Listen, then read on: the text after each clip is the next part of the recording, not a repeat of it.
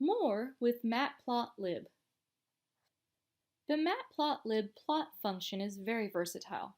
Depending on the number of lists passed into the plot function and the colors and markers specified, Python can plot multiple sets of data on one graph.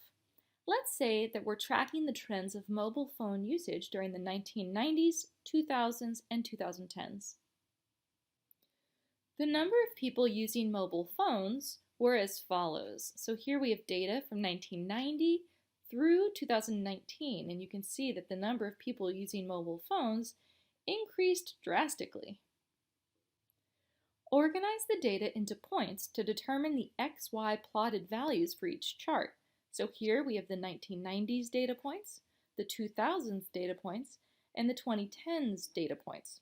We'll create a line graph of the 1990s, a line graph of the 2000s, and a line graph of the 2010s. Begin your program with the import statement, plot function, and savefig commands.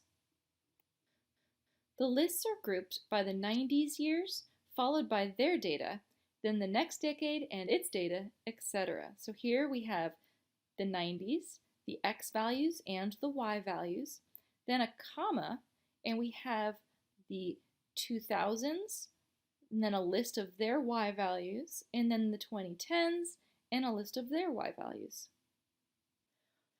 Leaving the code as is will make it confusing to tell it apart on the graph. So let's change the color of each line. We can do this by adding the arguments M- after the 90s data for a magenta solid line, C- for a solid cyan line in the 2000s, and B- for a solid blue line in the last decade. We can see the graphs of the data for the different decades separated by color. The arguments inside the plot function are getting bulky and creating a messy program.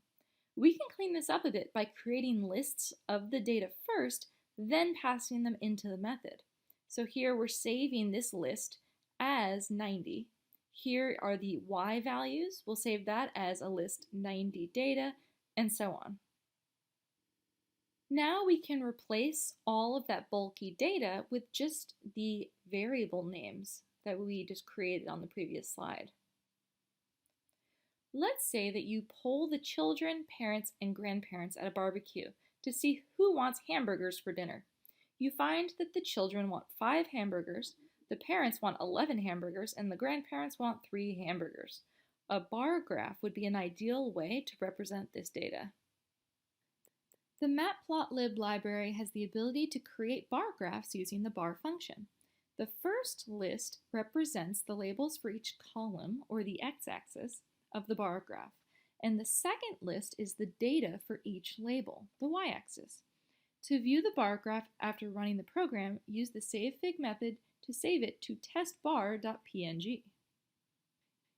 You can see that the 2 lists given to the bar function provided the names of each set of data and the data assigned to it.